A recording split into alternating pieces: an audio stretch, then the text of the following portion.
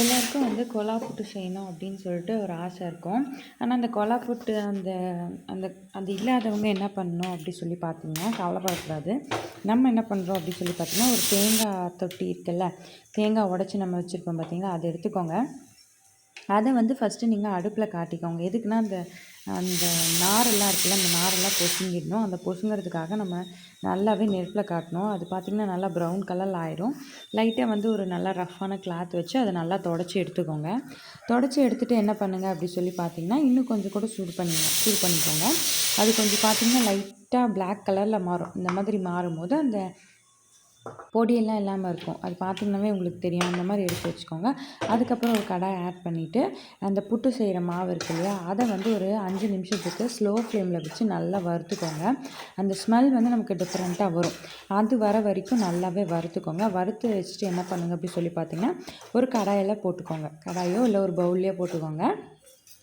சூடு ஆறுறதுக்குள்ளேயே நமக்கு நல்லாவே தண்ணி தெளித்து சுடு தண்ணி, அதுவுமே சூடாக இருக்கணும், இதுவும் சூடாக இருக்கணும். நல்லாவே சுடு தண்ணி தெளிச்சுட்டு என்ன பண்ணுங்கன்னா, நல்லா பெனஞ்சு வச்சுக்கோங்க. ஃபஸ்ட்டு நமக்கு வந்து சூடு பிடிக்கவே முடியாது. அதுக்காக வந்து ஒரு மாதிரி பிளெண்டர் மாதிரி இருக்கும். அதை வச்சு இது பண்ணிக்கலாம். நம்ம அதுக்கு முன்னாடி என்ன பண்ணணும் அப்படி சொல்லி பார்த்தீங்கன்னா, 1 ஸ்பூன் சர்க்கரை, 1 ஸ்பூன் உப்பு போட்டு நல்லா மிக்ஸ் பண்ணி வச்சுக்கோங்க. மிக்ஸ் பண்ணிவிட்டு தண்ணி தெளித்து நம்ம வந்து அதில் இப்படி பனஞ்சு விட்டுக்கிட்டே இருக்கணும். நல்லாவே சூடு இருக்கும். பயங்கரமாக சூடு தாங்க முடியாது. நீங்கள் வேணால் அந்த ஒரு மிக்சர் மாதிரி ஒன்று இருக்கும் பார்த்தீங்களா, பிளெண்ட் பண்ணுறதுக்கு, அந்த மாதிரி இதில் ஃபஸ்ட்டு இது பண்ணிவிட்டு கொஞ்சம் சூடு தான் இந்த மாதிரி அந்த சூடு ஆறுனதுக்கப்புறம் நீங்கள் கை வச்சு பனஞ்சிக்கோங்க. இதோட பதம் எப்படி இருக்கணும் அப்படி சொல்லி பார்த்தீங்கன்னா, கையில் இப்படி எடுத்து அமுக்கும் போது உடையக்கூடாது. அப்படியே கையில் நிற்கணும். இப்படி அமுத்தும் போது உடஞ்சி கீழே விழுந்துடணும். பெருன்னு விழுந்துடணும். அந்த மாதிரி நீங்கள் வந்து பார்க்கணும். இப்படி பாருங்கள், இப்படி கையில் இப்படி பிடிக்கும்போது இப்படி தனித்தனியாக விழக்கூடாது. இப்படி ஸ்ட்ராங்காக இருந்துட்டு அதுக்கப்புறம் இப்படி தனித்தனியாக விழுந்துடணும். அந்த மாதிரி ஒரு கன்சிஸ்டன்சியில் நீங்கள் பினஞ்சு எடுத்து வச்சுக்கோங்க. அதுக்கப்புறமா வந்து ஒரு அரை மூடி தேங்காய் இல்லை ஒரு மூடி தேங்காய், நீங்கள் எவ்வளோ குவான்டிட்டி எடுக்கிறீங்களோ அதுக்கேற்ற மாதிரி தேங்காய் இருக்கு இல்லையா, தேங்காய் வந்து துருவி வச்சுக்கோங்க. அப்புறம் இந்த தேங்காய் தொட்டிக்குள்ளே தேங்காய் கொஞ்சம் போட்டுட்டு, அதுக்கப்புறமா வந்து நம்ம பெசரி வச்சுருக்கோம் பார்த்தீங்களா, அந்த புட்டு மாவு. நீங்கள் வந்து புட்டு வந்து எல்லாத்துலேயுமே செய்யலாம். ராகி, மக்காச்சோள மாவு, அதுக்கப்புறமா அரிசி மாவு. நான் இன்றைக்கி அரிசி மாவு தான் எடுத்துருக்கிறேன். வறுத்து வச்சுக்கோங்க. நீங்கள் வறுத்த மாவாக இருந்தால் கூட ஒரு டைம் வறுத்து வச்சுக்கோங்க. அதுக்கப்புறம் தேங்காய் போட்டுட்டு, அதுக்கப்புறம் இந்த அரிசி மாவு போட்டுக்கோங்க. அதுக்கப்புறம் இன்னொரு லேயர் வந்து லைட்டாக தேங்காய் வச்சுட்டு, அதுக்கப்புறமா இதையும் போட்டு நல்லா லைட்டாக ப்ரெஸ் பண்ணி வச்சுக்கோங்க. ப்ரெஸ் பண்ணி வச்சதுக்கப்புறம் 2 குப்பியும் எடுத்து வச்சுக்கோங்க. நம்ம இந்த புட்டு செய்கிறதுக்கு வந்து நம்ம இட்லி பாத்திரம் தான் எடுத்திருக்கோம்.